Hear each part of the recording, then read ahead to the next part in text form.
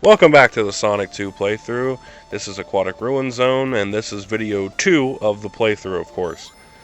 Um, Here's some really good music as well. This is some really good stuff, and in this audio track, I'm trying to keep the microphone a little further away from me so the breathing and stuff isn't as bad as it was. Unfortunately, I'm using my phone to record this audio because I do not have a working headset at the moment, which kind of sucks, but that's what happens occasionally anyway. Um, this level, this is, I guess you could call this the water level here. You see I just got hit by a grounder. I walked right into that motherfucker.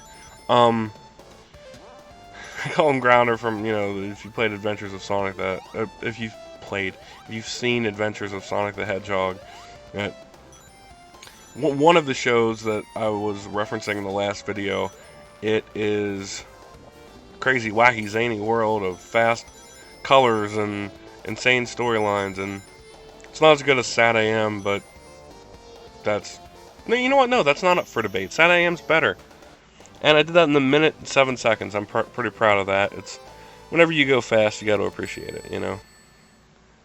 And I like water levels where you don't have to go into the water. That's good times. Aquatic Ruin 2. Okay, I'll go into the water this time, just to show you what's up here. I'm standing here near this bubble because obviously that's the way you breathe underwater if you've never seen a Sonic game before. Didn't have any of those in Chemical Plant, but then again, you can't really have air bubbles in chemicals, so...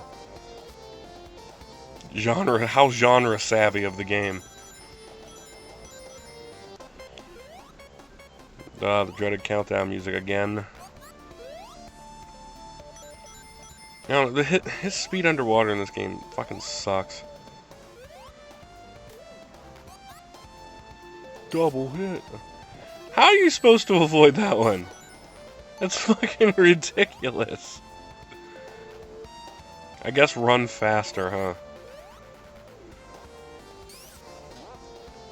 Manual propulsion. Now, okay, I've got to land on that thing now, which it's not too hard actually to do. Wait till we get to Casino Night Zone. I'll show you various ways to clipping.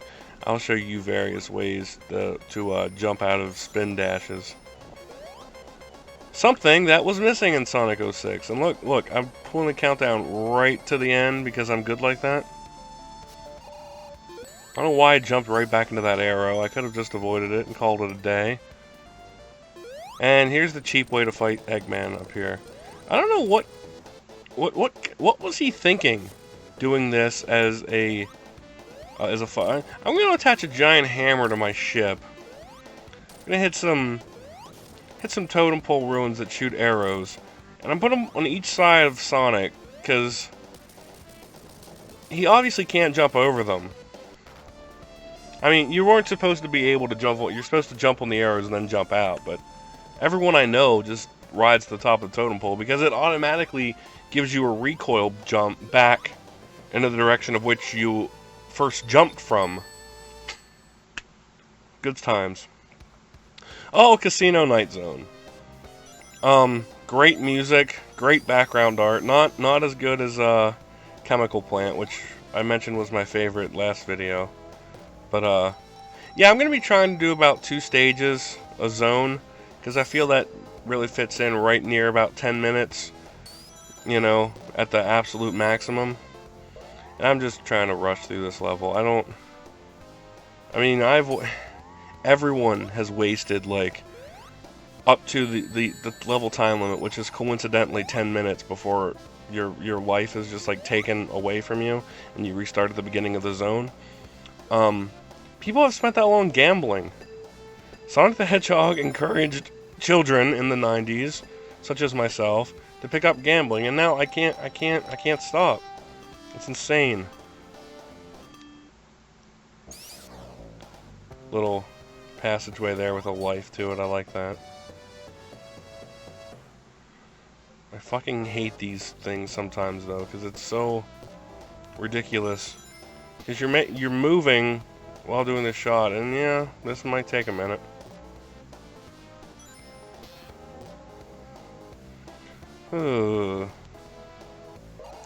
Probably my favorite casino level in the whole franchise, though, so.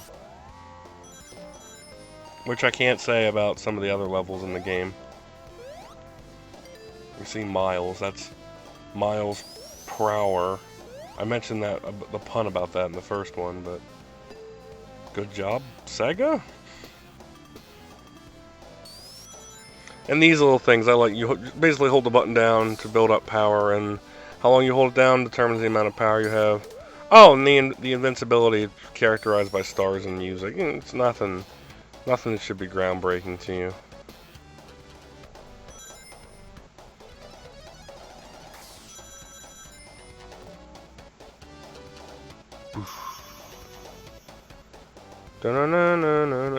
Some of my favorite act completed.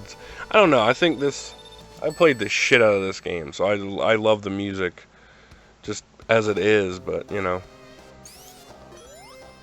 I always thought the Sega Genesis was underrated as far as music goes. I mean, certain games, like if you watch AVGN, you see his comparison of like Doom on both systems, and how the music sounds vastly different. I always liked the Genesis as like kind of, I don't know, kind of like edge to it, I guess. The music sounds more video gamey, if that makes any sense, than the Super Nintendo. Which, all love to the Super Nintendo. I'm a huge fan of both consoles. But I had the Sega Genesis as a kid. I only had the Super Nintendo. I only had the Super Nintendo when I was about either like 11 or 12. I got one of those. This was after I had the N64. Man, people like my age now, like I mentioned before, 24, people of like age 18 or 19 to 25 or 26 got to experience the best console growth that can ever be experienced.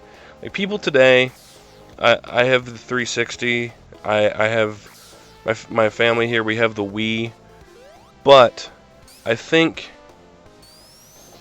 just the amount of growth that came from the Sega Genesis to the N64 was huge. And I made frequent arguments about how these consoles have the best games as well. I think the N64, for my money, has, and possibly the PlayStation 2, which also was a huge release when it first came out, have the best game libraries to anything really. I mean, every game, no disrespect to current games, but they all seem to be first-person survival stuff, which, not that those games are bad, but I miss this one. Like, games knew they were games. They weren't trying to give you a realistic experience.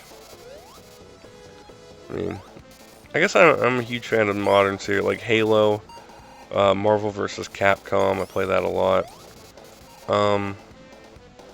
But you know, and here, but get back to the game. I'm showing some of the controlled jumps.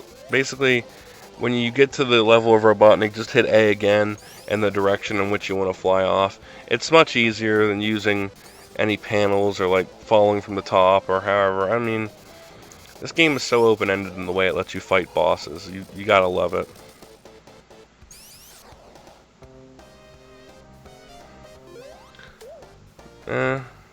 There it was. Not much to it. I love the freed animals animation, of course, but that's all for this part. Stay tuned for the future. We'll keep rocking and rolling.